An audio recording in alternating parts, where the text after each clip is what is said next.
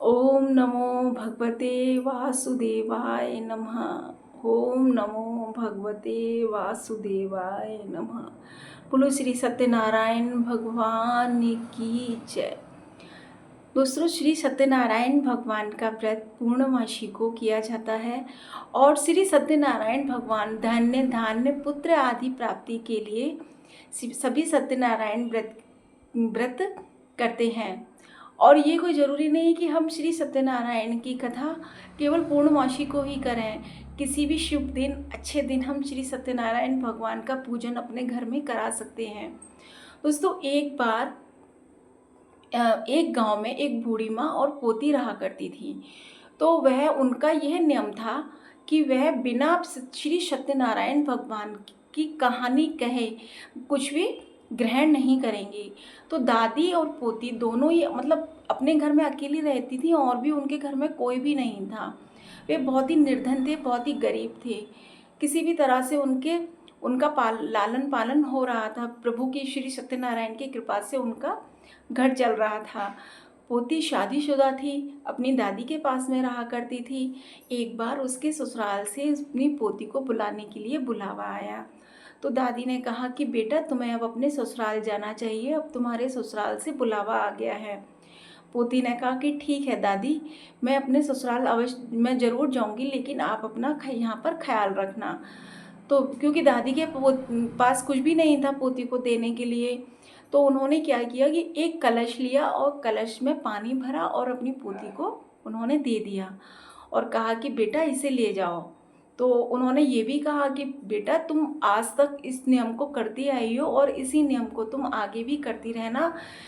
अपने इस नियम को टूटने मत देना, कभी इस नियम को मत तोड़ना।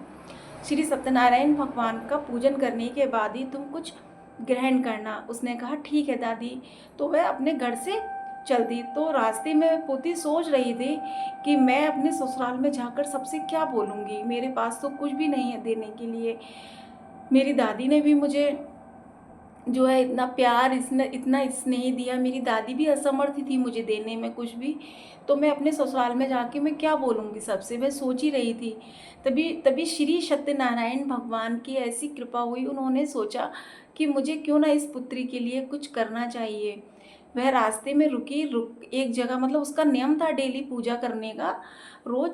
तो वह रास्ते में रुकी और रुककर उसने श्री सत्यनारायण भगवान का पूजन किया और सूर्य नारायण को अर्घ दिया। और जैसे ही उन्होंने सूर्य नारायण को अर्घ दिया, वैसे ही उसी जल से जो उनके सामने जो हीरे मोती जवाहरात पैसे मुद्राओं से भरा हुआ एक कलश उसके सामने आ गया। श्री सत्यनारायण भगवान की कृपा से उसको वह कलश मिला और उसको लेकर वह बहुत खुश हुई। वह समझ गई कि मुझे मुझे भगवान ने दिया है। उसने वह कलश ले लिया और बहुत अच्छे तरीके से साज सज्जा करके अपने ससुराल में पहुंच गई। ससुराल में जाने के बाद सभी ने उसको देखा, काफ़ी अच्छी स्थिति थी उसकी वहाँ पे पहुँचने के बाद में। तो उसकी सास ने कहा कि हमारे बहू तो बहुत ही अच्छे घर से है। तो इस तरीके से वो बातें करने लगी। तभी उनके ससुर ने कहा कि जाओ तुम पड़ोस के घर से जाके दाल और भात लेकर आओ और इस बहू को खाना बनाकर खिलाओ। तो उसकी सास गई, वहाँ से दाल और भात पड़ोसी के यहाँ से लेकर आई और उनके लिए वो बनाया। तो जैसे ही सासू माँ भात और दाल बनाने के लिए रसोई में गई, तभी वहाँ बहू आ गई। बहू ने कहा कि माँ जी, ये आप दाल भात बना रही हैं, ये आप मेरे कलश के पानी से बनाइए। तो सासू माँ ने बहू की बात मान ली और उसी के जल से, कलश के जल से ही उन्होंने वह दाल भात बनाया। अब जैसे ही उन्होंने वह दाल भात बनाया, वो श्री सत्यनारायण भगवान की कृपा से उनकी रसोई में अन्न, हर तरह के अन्न, मिठाई वगैरह सभी वहाँ पर वह उनकी रसोई भर गई। तो उन्होंने कहा कि ये कैसे हुआ। बूढ़ी माँ ने पूछा, उनकी सास ने कहा कि ये कैसे हुआ। तो लड़की ने बहू ने कहा कि ये श्री सत्यनारायण भगवान का आशीर्वाद है, ये उनकी कृपा है, ये उन्हीं का चमत्कार है। तब सास ने भोजन बनाया। भोजन बनाने के बाद उन्होंने अपनी बहू से कहा कि बहू, तुम भोजन कर लो। तो बहू ने कहा कि ना तो मेरे अभी घर में ससुर ने भोजन किया है, ना मेरे पति ने भोजन किया है, ना आपने भोजन किया है, मैं पहले भोजन कैसे कर सकती हूँ। और वैसे भी मैं अभी भोजन नहीं कर सकती क्योंकि मुझे अभी श्री सत्यनारायण भगवान का पूजन करना है। तो उसने मतलब श्री सत्यनारायण भगवान का पूजन किया। उसकी सासू बोली कि बेटा हम भी इस पूजन को करेंगे।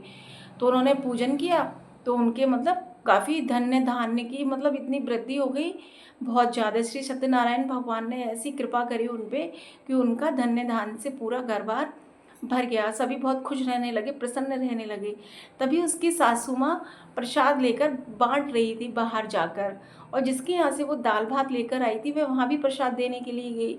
तो उसने कहा कि अभी तो तुम मेरे यहाँ से दाल भात लेकर जाती हो, और अभी तुम एकदम से तुम्हारे यहाँ इतना धन्य धान्य कहाँ से आया एकदम अचानक से कि तुम अब ये प्रसाद बांट रही हो। तो उसने कहा कि ये श्री सत्यनारायण भगवान की कृपा है। मेरी बहू श्री सत्यनारायण भगवान का पूजन करती है, और अब हम भी इस पूजन को अपने बहू के साथ में डेली किया करेंगे। तो जो पड़ोसन थी उसने भी कहा कि ठीक है, अब हम भी अपने घर में श्री सत्यनारायण भगवान का पूजन नित्य किया करेंगे। इस तरह से वह पूरे गांव में फिर श्री सत्यनारायण भगवान का धीरे धीरे हर एक घर में पूजन होने लगा। तो दोस्तों, श्री सत्यनारायण भगवान की कृपा जब होती है ना, तो वो धन्य धान्य पुत्र आदि सबसे पूरे तरीके से संपन्न कर देते हैं। तो इस व्रत को और इस पूजन को हमें महीने में एक बार अवश्य करना चाहिए।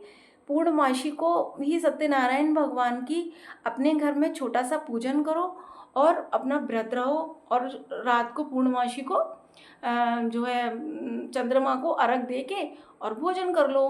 दोस्तों, मैं भी हर पूर्णमासी को चंद्रमा को अर्घ देकर और श्री सत्यनारायण भगवान का पूजन करती हूँ, और उनकी घर में ही थोड़ा सा चन्ना मृत और प्रसाद बनाकर घर में ही पूजा कर लेती हूँ, और सबको घर में प्रसाद वितरित मतलब सबको बांट देती हूँ, और अपना मेरा व्रत भी संपन्न हो जाता है, और मेरी जो है कथा भी पूरी मैं कर लेती हूँ हर महीने घर में ही। ज़रूरी नहीं है कि ब्राह्मणों को या पंडितों को बुलाकर ही बहुत बड़ा आयोजन किया जाए कथा का।